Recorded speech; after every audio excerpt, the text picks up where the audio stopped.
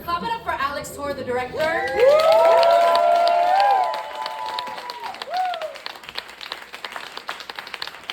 Clap it up for Denice.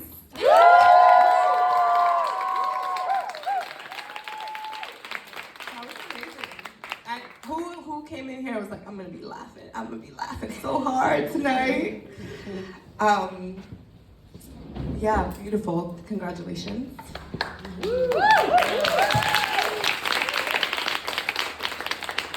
One of the things that I thought was really beautiful just being in the audience was how much we share with each other. Like how much you sort of invite this sort of like circle of understanding of things that resonate so much with us. So could you talk a little bit about the decisions that you made, like, you know, like the things that you said, you know, the references that you made or what you thought would resonate with us, because there was so much sharing that happened between yourself and the audience that I think, you know, you were making connections with us so that we could trust you.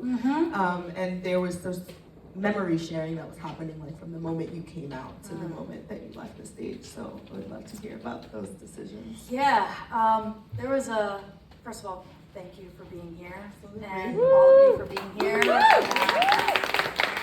of course, Clemente in LATEA, and just inside everybody, there's a lot of hands on this show. A lot of belief in the show, and that means a lot to me. I don't take it for granted. First of all, it's just an honor to be able to share these stories. And I think something very early on, because you know, I started interviewing elders in 2022, 2023. Jacqueline Woodson had curated this oral history project, and I would sort of have do an interview and come back, and Alex we would have lunch, and who do you talk to this week? And it was very clear from early on that there was just so much rich material that it was going to be a good problem, like a challenge, but a good challenge. Like, how do we make decisions about what to put in the show? And I think the clarity, or we don't like to say that part, but the sort of invitation was to remember and think through the points in the interviews, and also not in the interviews, because I interviewed them in their living rooms. I stayed in their guest rooms. Like, they really welcomed me into their homes, and really reflecting on what were the parts of the interviews that I went, oh, okay. Because it was the play is not just an extension of the archive, but none of this really matters, or none of it resonates, I think, as much in a theatrical context until you understand how the elders transformed me. And so that was the North Star for how we made decisions about what I was gonna talk about. And there were stories like the opening monologue that I've been wanting to share so much, and it's so wild doing it here. So I'm like, wow, I went to La Linea with a fake ID, like crazy, you know? So yeah, I was very scared to share some of these stories that none of these stories I'd shared before.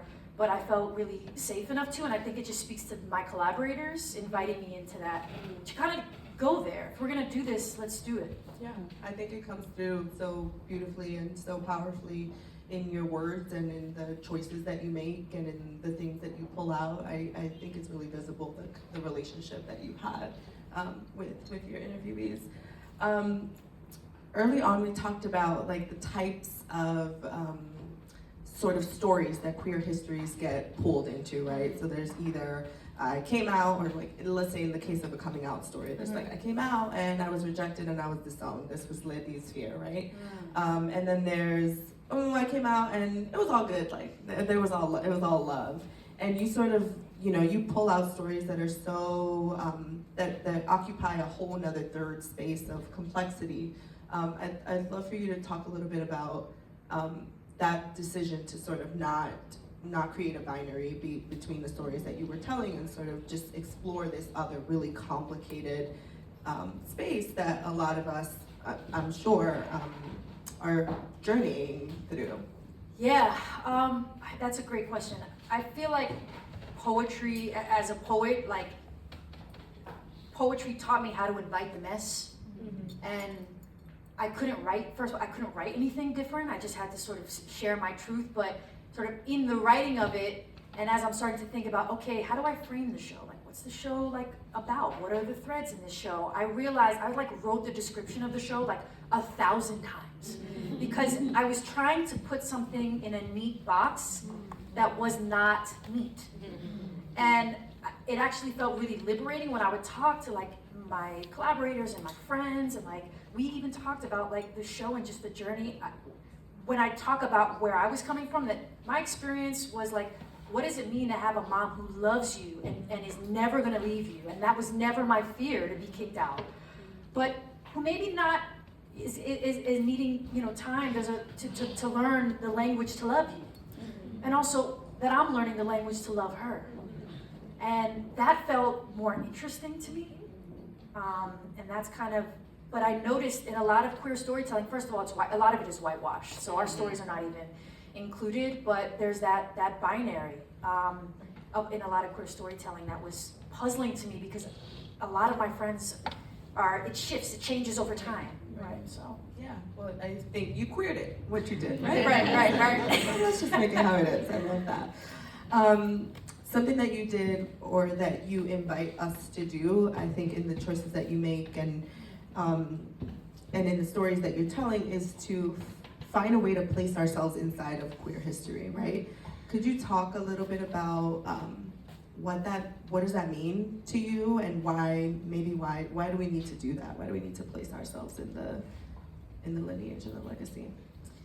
I think for me, I was realizing that for like the journey of this journey before Esto, before even the Oral History Project, I was trying to place myself in a lineage of like queer Puerto Rican, queer Latina writers. And then I realized very quickly that it was much more than that. And so I started making a list of all the queer Latina like artists I knew, and then just like the activists I knew, and sort of one thing kind of led me to the next. You know, an elder said, you should interview so-and-so, you should interview so-and-so. And I realized it, again, is more compelling to me to prioritize who I'm talking to versus what they did. Every elder or person in this project and in this play created something or contributed something meaningful to the community. And that felt more important. So not everybody's an activist, not everybody's a scholar. And to me, that is the invitation and the reminder to myself that we can all contribute in some way, and that you don't have to have, you know, the language or the theory. But I love, like Ruthie and I spent a lot of time with Ruthie. Yeah, so I know some people know Ruthie, and she still has the barbershop right on St. Mark's. And she just happened to be one of the elders I connected with the most, because I get into I'm sorry, I'm gonna try to keep it short. But I get in and I see the Namyo Horenge Kyo card, and so I wanted to try to emulate some of those discoveries that were happening and connections beyond my queerness, beyond our shared queerness. Be like, there are other things that are feeling like home to me. And they're reminders to not wait, to make stuff, to be daring, to record our history. And I guess that kind of leads me, if I can ask you a question. Queer it. We're gonna queer it. We're gonna queer it. We don't believe in rules, okay? But you work at you're the curator, the director. I'm the director of programs. I'm the director of programs at the American LGBT Museum. That's right. And I'm curious about, from your standpoint, from where you're standing, like, what is your experience of the elders and their, like, how are they thinking about their archive? Are they thinking about their archives? Like, this administration sucks. We are dealing with a tyrannical, unhinged, fascist administration.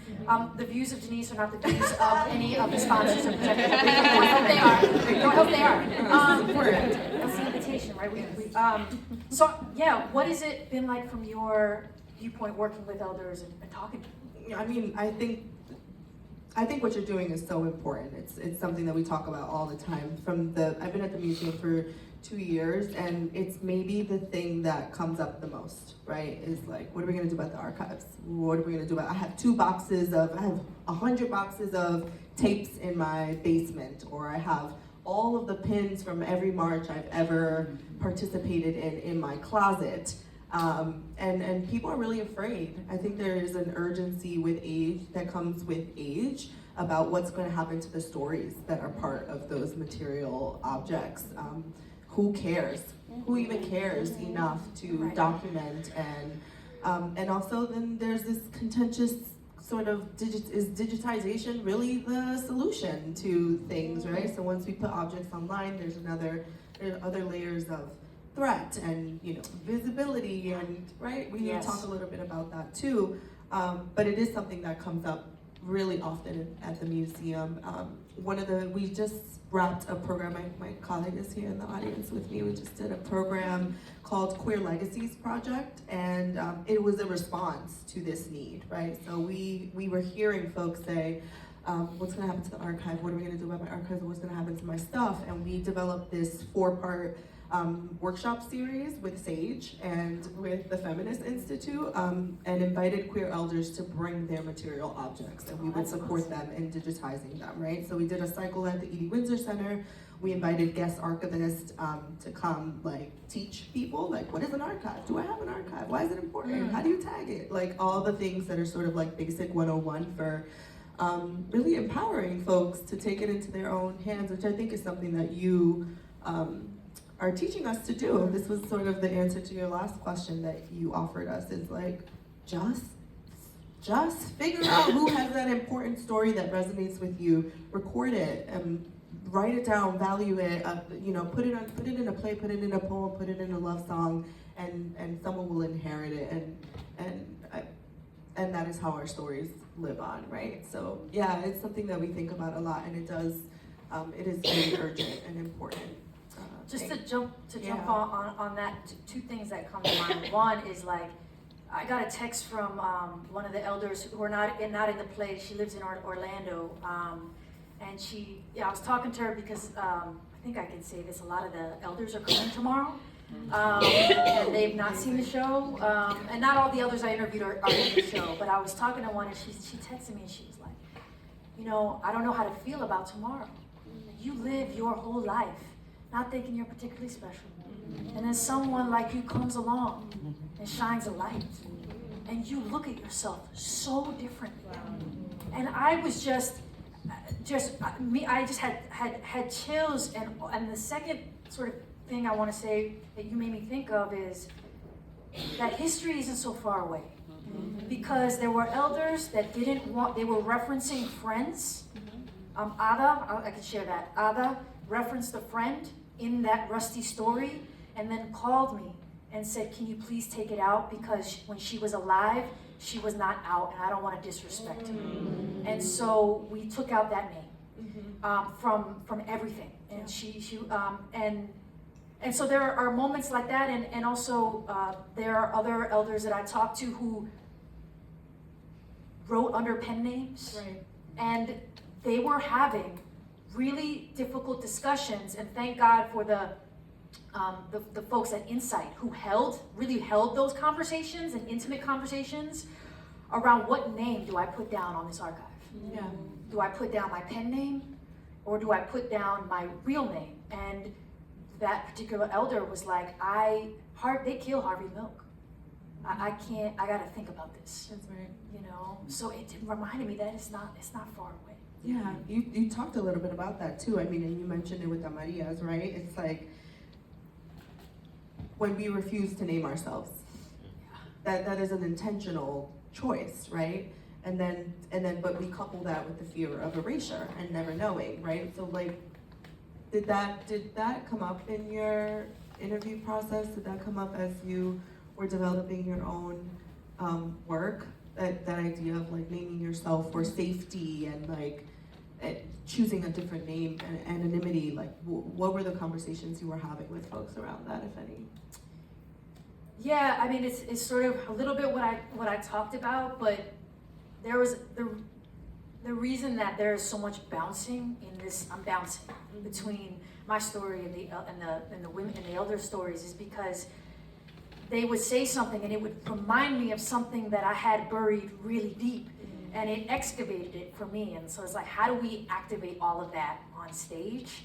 And I was thinking about this idea of names, like quite literally in the examples I gave, but then that jumping to sort of how that resonates in my life is this idea of illegibility and legibility, and how I found so much permission to not be legible through Silvana, through Ruthie's, through, you can see who I'm gravitating toward, you know, and why. And there's this there's this big theme of masculinity in the play. And I think that is kind of another erasure of what queerness looks like, or what such and such looks like, and what a particular identity looks like. So that permission to be illegible, to name myself for myself, as Audre Lorde talks about, but then also to have it not make sense, to be illegible was something that I found really healing. Yeah, that's so beautiful. I think that comes across really clearly too. Something else that I wanted to, your impressions are so good, especially of your mom. I love the voicemail. You know, like, I feel like didn't we all get the same voice? Why were we all raised the same? All of us. The same language and the all same of us. everything. They all 1 minute. They're all 1 minute, and they're all doing other things as they leave the voicemail. That's so funny. Y'all like the cockroach? That was real. I said, I'm gonna let it go the first time, but the second time we're gonna fit it in. What did you, this is just your life, like, Yeah. You are sort of like giving us a slice of what that was like. What are the types of things, what are the types of memories that you remember that you were like, I have to bring that in? Like, when we saw that picture of you in the pants, I think we all collectively like, oh my God, you know? What tell us about like why the choices that you made in terms of like which pieces of you we got to see? Those are the two, I guess that was hard. That was really hard, and put my mom, it's like I couldn't not. Because our relationship has been so meaningful in my life, and I appreciate her so much, and I wanted to share something that was messy, which we talked about. Yeah. But I wanted to do it with a lot of care and consideration, and my body actually didn't let me write anything down. I refused. Alex would be in rehearsal, and he'd be like, okay, the script, we're making the script. And I was like, I ain't write it, but I can do it for you, because I know I can do this all day. It's in my bones. And so, bless his heart, because he would just be like, okay, do it, and then pull out his phone and start recording me. And I would create a script from that. But there were things that I left out that I actually said, that's just for me and her. I'm not gonna share that. And with the photo, that was also incredibly personal. Like, I wouldn't even put that on Instagram. And I'm like, it's out there now, but it was a photo I kept referencing. And I showed it to Alex, and I wrote, around it, and it just became, it was my archive. And hearing Frances say, man, when she said, you can't just mediate, you can't just come to the archive, there has to be some mediation. You have to bring desire, you have to bring your own archive to then be able to see.